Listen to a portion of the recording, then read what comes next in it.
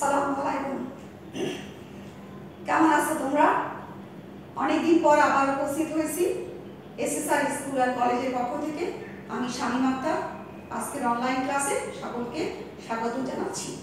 হ্যাঁ বন্ধুরা, আমরা বিগত ক্লাসগুলোতে অনেক সময় তোমাদের সাথে থেকেছি এবং অনেকগুলো বিষয় নিয়ে আলোচনা করেছি। তো আজ আমাদের আলোচনার বিষয় হচ্ছে নবম শ্রেণীর পদার্থবিজ্ঞান অধ্যায় 2 এবং অধ্যায়ের নাম হচ্ছে গতি। আমাদের আজকের পাঠ হবে গতির যে 4টা সমীকরণ আছে। আমরা নিউটনের গতির 3টা সূত্র শিখেছি পূর্বের ক্লাসে। তো আজ আমরা গতির যে 4টা সমীকরণ আছে সেই সমীকরণগুলো কিভাবে প্রতিষ্ঠিত হয় বা প্রতিপাদন করা যায় সেই প্রমাণগুলো আজকে আমরা আমাদের ক্লাসে দেখব। তো চলো বন্ধুরা, আজকে আমরা আমাদের আজকের পাঠ শুরু করি। তোমাদেরকে ইতিপূর্বে আমি বলেছি যে গতিতে সুভাট শব্দটা খুবই স্মরণীয়। সুভাট যদি তোমরা মনে রাখতে পারো, এর আগেও বলেছি আমি, সুভাট যদি মনে রাখতে পারো তাহলে প্রতিপাদনের যে সমীকরণগুলো, প্রতিপাদনযোগ্য যে সমীকরণগুলো সেগুলো তোমরা মনে রাখতে পারবে। তো সুভাটের অর্থ আগেও বলেছি, আবার আমি আজকে তোমাদের দেখিয়ে দিচ্ছি। তোমরা একটু বোর্ডটা ফলো করো। এস দিয়ে সরল, ইউ দিয়ে আদিবেগ, ভি দিয়ে শেষ বেগ, এ দিয়ে ত্বরণ, আর টি দিয়ে সময়। তাহলে এই 5টা বিষয়, সরণ, আদিবেগ, শেষ বেগ, ত্বরণ, সময়, এই 5টা রাশি যদি আমরা মনে রাখতে পারি তাহলে আমরা গতির সমীকরণগুলো, রাশিগুলো আমরা মনে রাখতে পারবো। তো চলো দেরি না করে আমরা আমাদের আজকের প্রতিপাদ্য গতির সমীকরণগুলো লিখে ফেলি। আমাদের প্রথম সমীকরণ হবে ভি সমান ইউ প্লাস এ ডি। দ্বিতীয় সমীকরণ হচ্ছে এস সমান u plus v by 2 into t. তৃতীয় সমীকরণ হচ্ছে, তোমরা একটু লক্ষ্য করো, এস সমান u t plus half a t square. আর চতুর্থ সমীকরণ গতির, সেটা হচ্ছে ভি স্কয়ার সমান u square plus twice a s. এখানে প্রত্যেকটা রাশিতে দেখো 4টি করে রাশি আছে, প্রত্যেকটা সমীকরণে 4টি করে রাশি আছে। এই 4টি রাশির মধ্যে সম্পর্ক করা হয়েছে এবং এই রাশিগুলোর 3টা রাশির মান দেওয়া থাকবে। তোমাদেরকে চতুর্থ রাশির মান বের করতে হবে। তাহলে এই প্রতিপাদনগুলো আমরা কিন্তু শিখছি, প্রতিপাদন তো আমরা করবই, উপরন্তু এই প্রতিপাদনগুলো এক একটা সূত্র, এই সূত্রগুলো দিয়ে আমরা গাণিতিক সমস্যা সমাধান করব। তো বন্ধুরা, তাহলে আমরা একে একে শুরু করে দিই। তোমরা একটু বোর্ডটা ফলো করো সবাই। প্রথম সমীকরণ,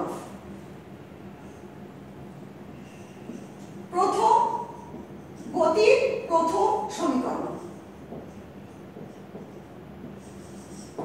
আমাদেরকে প্রতিবারই একটা কথা কিন্তু বলতে হবে বন্ধুরা, তোমরা একটু খেয়াল করো। কথাটা হচ্ছে যে আমরা একটা যে কোনো জিনিসেরই একটা ভূমিকা থাকে, তো আমাদের এই প্রতিপাদনের আগেও একটু ভূমিকা দিতে হবে। তো ভূমিকাটা হচ্ছে এইভাবে বলবো আমরা, যে মনে করি কোনো বস্তু ইউ আদিবেগ নিয়ে এ সুষম ত্বরণে চলে টি সময়ে ভি শেষ বেগ প্রাপ্ত হয়। তাহলে আমি কিন্তু এখন লিখছি লাইনটা, তোমরা একটু খেয়াল করো।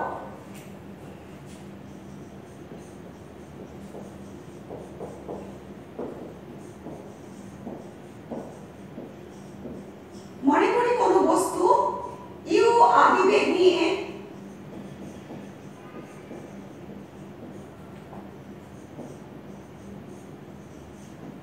কোন সুষম ত্বরণ এ সুষম ত্বরণে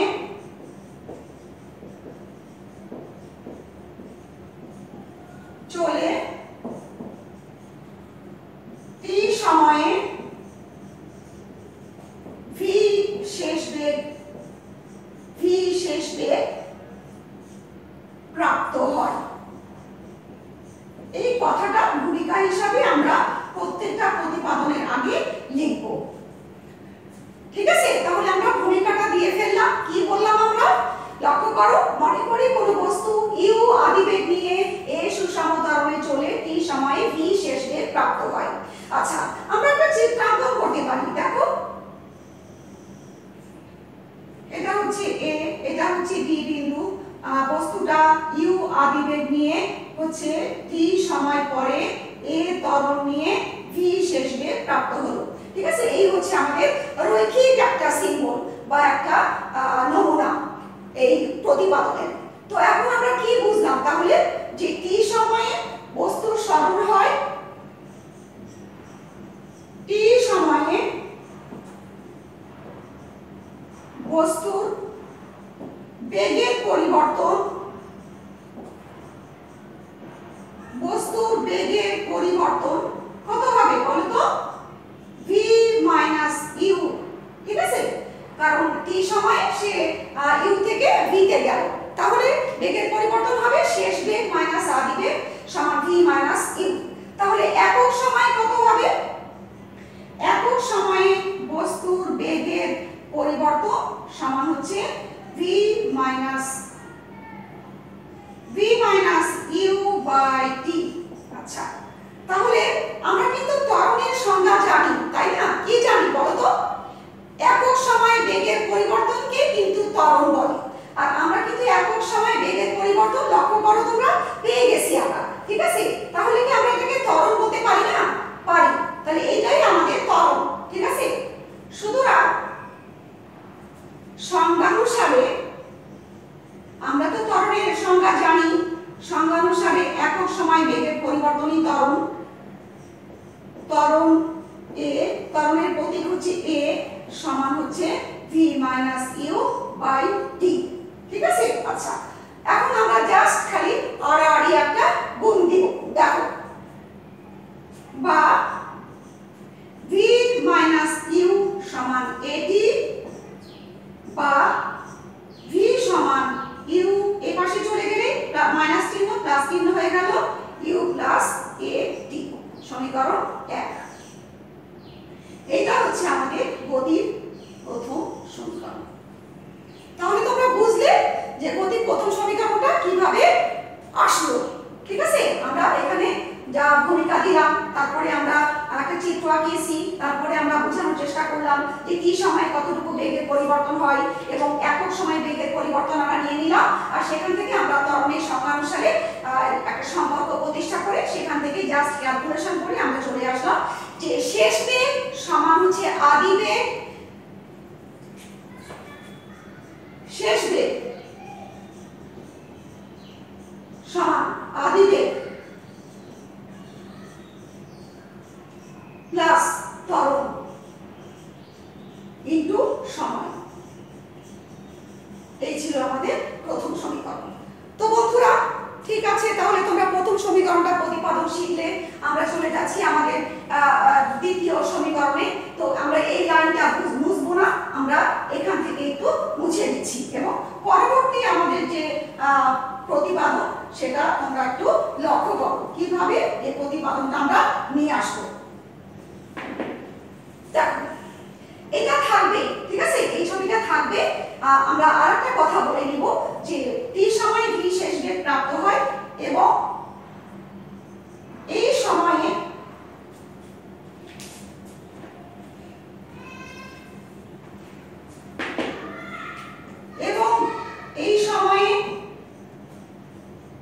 বস্তুর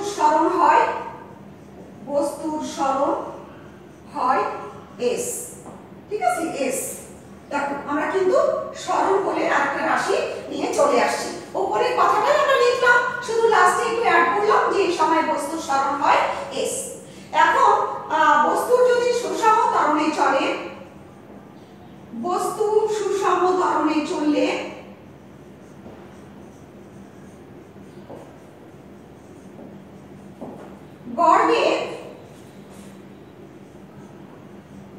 গড় বেগ v বার সমান গাণিতিক গড়, বস্তুর আদি ও শেষ বেগের গাণিতিক গড়। আদি বেগ ছিল ইউ, শেষ বেগ ছিল v, সুতরাং u প্লাস v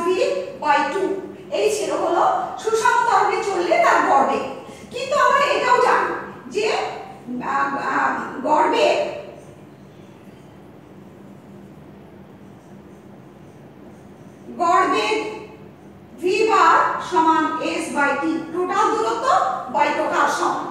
এটাকে সমীকরণ আমি 1 দিলাম, এটাকে আমি 2 দিলাম, ঠিক আছে। এখন দেখো আমরা কিন্তু এটা v বার এটা v বার, তাহলে কি এটা সমান এটা লিখতে পারি না?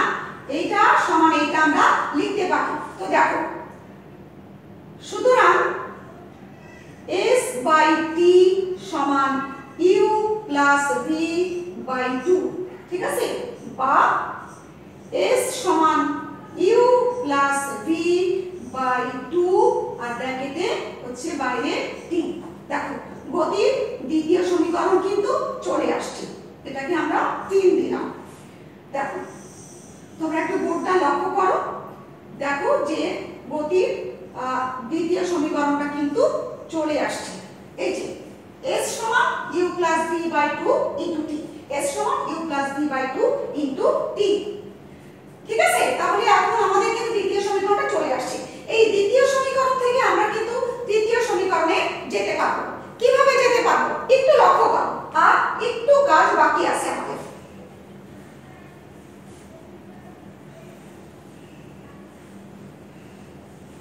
দেখো আমরা এই তৃতীয় সমীকরণটাকে একটু উপরে তুলে দিলাম, s সমান u plus v by 2 into t, ঠিক আছে। এটা ছিল সমীকরণ 3। এখন আমরা এই v টাকে প্রতিস্থাপন করব। কিভাবে প্রতিস্থাপন করব বলো তো? আমরা কিন্তু গতির প্রথম সমীকরণে একটু আগে কিন্তু দেখলাম যে v সমান u প্লাস at, তাই না? তোমরা কিন্তু লক্ষ্য করেছো এই প্রতিপাদকটা আমরা প্রথমেই এসে পড়লাম। তো সেই সমীকরণ থেকে আমরা যদি বলি যে v এর মান গতির প্রথম সমীকরণ থেকে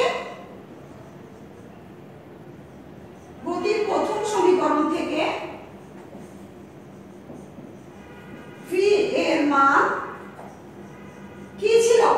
u plus at, u plus at 3 নং সমীকরণে বসিয়ে, 3 নং সমীকরণে বসিয়ে তাহলে কি হবে একটু দেখে নিই আমরা। দেখো s সমান হচ্ছে আমাদের u আর v এর মান হচ্ছে u plus at divided by নিচে আছে 2 আর বাইরে আছে t। এখন এটা আমাদের একটু সমাধান করতে হবে। তো তোমরা বুঝলে তো যে কিভাবে আমরা দ্বিতীয় সমীকরণ থেকে কিন্তু তৃতীয় সমীকরণের দিকে এগোচ্ছি, ঠিক আছে। তাহলে একটু খেয়াল করো তোমরা। এখন ক্যালকুলেশন হচ্ছে আমাদের, দেখো দুইটা u আছে আর বাইরে আছে 2, তা আমরা এটা বের করে, বাইরে কিন্তু t আছে, 2u আর হচ্ছে t, 2ut, এখানে হর হচ্ছে 2 প্লাস এখানে কিছু নাই মানে 1 আছে, তাহলে half a t by t a t square, ঠিক আছে। তাহলে 2 2 যদি কেটে দিই আমরা, এখন দেখো যে বা s সমান ut plus half a t square.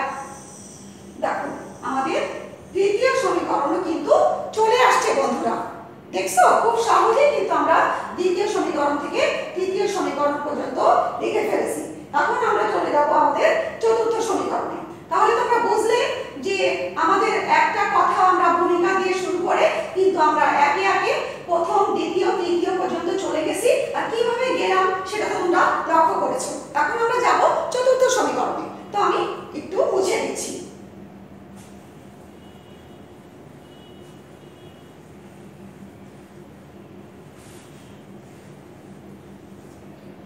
দেখো আবার কিন্তু আমরা গতির প্রথম সমীকরণ দিয়ে শুরু করছি। কি ছিল বলো তো গতির প্রথম সমীকরণ? v সমান u প্লাস at। তাহলে চতুর্থ সমীকরণ, এবার গতির প্রথম সমীকরণ থেকে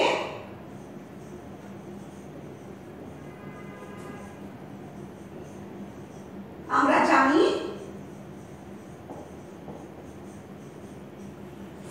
v সমান u প্লাস at, ঠিক আছে। আচ্ছা এখন যদি আমরা এইটার বর্গ করে দিই, বা v স্কয়ার আর এদিকে হচ্ছে u plus at whole square. তোমরা তো সবাই জানো বীজগণিতে a প্লাস b হোল স্কয়ারের সূত্র, ঠিক আছে। তো সেই সূত্রে ফেলে আমরা এটাকে সরল করে নিচ্ছি। একটু লক্ষ্য করো, u স্কয়ার প্লাস 2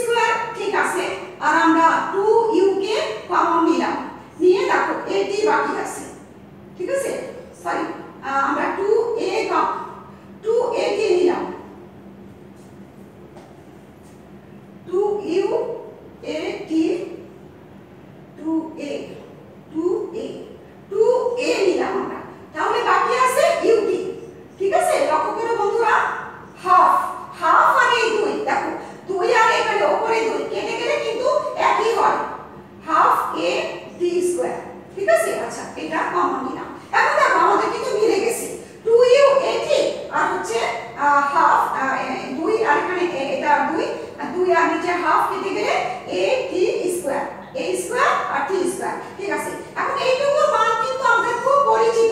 কি বলো তো? গতির দ্বিতীয় সমীকরণ, একটু আগে যেটা আমরা প্রতিপাদন করে শেষ করলাম। তাহলে এটা হচ্ছে s, এটা হচ্ছে আমাদের s, গতির দ্বিতীয় সমীকরণ। তাহলে এখন আমরা বলতে পারি যে v স্কয়ার সমান u স্কয়ার প্লাস 2as।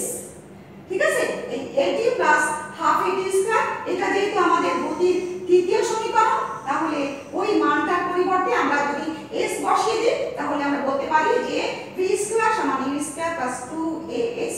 দেখো বন্ধুরা, আমাদের কিন্তু একে একে গতির সবগুলা প্রমাণই কিন্তু হয়ে গেছে। প্রতিপাদন 1 2 3 4 সবগুলো কিন্তু আমরা একে একে করে ফেলেছি। তোমরা তো লক্ষ্য করেছো সবাই, তাই না? তো এই সমীকরণগুলো আমরা কেন শিখবো? এই সমীকরণগুলো আমরা কিভাবে প্রতিষ্ঠিত হলো সমীকরণগুলো সেটা তো শিখবই, তার সাথে কিন্তু আমরা গাণিতিক সমস্যা সমাধান করব। তাহলে আমাদের প্রত্যেকটা সমীকরণে কিন্তু একটা সূত্র, প্রত্যেকটাই সূত্র, এটা সূত্র, এটা সূত্র, এটাও সূত্র, প্রত্যেকটাই একটা অঙ্কের সূত্র হিসাবে ব্যবহার হবে। ঠিক আছে, তাহলে আমরা আজকে গতির সমীকরণের 4টা প্রতিপাদন শিখলাম এবং তোমরা সবাই খুব ভালো করে বুঝেছো। খুব সহজেই কিন্তু প্রতিপাদনগুলো করা যায়। তোমরা বাড়িতে প্রত্যেকটা প্রতিপাদন খাতায় না দেখে প্র্যাকটিস করবে এবং কোনো সমস্যা থাকলে আমাকে পরবর্তী ক্লাসে জানাবে।